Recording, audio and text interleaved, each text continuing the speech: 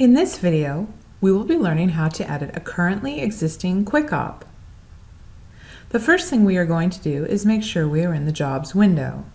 Up at the top of the screen, click on Jobs, and it will take you directly to the Jobs window. From within this window, we are going to go to Options, go down to Quick Op, and then go to Find Quick Op. Next, we are going to type in the name of the Quick Op we wish to edit. We are going to do the one I created earlier, which was Rotate 4. Hit Tab, and now as you can see, it pulls up all the information for this Quick Op. To make a change to this Quick Op, up at the top, we are going to click Edit. Leave it as the default, which says Edit Current Quick Op. Select OK.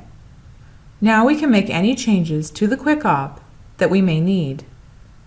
Maybe we want to change the pay type here at the top. You can change it from warranty to customer pay if you needed to.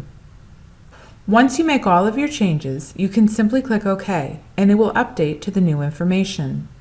Congratulations! You have successfully learned how to edit a currently existing Quick Op.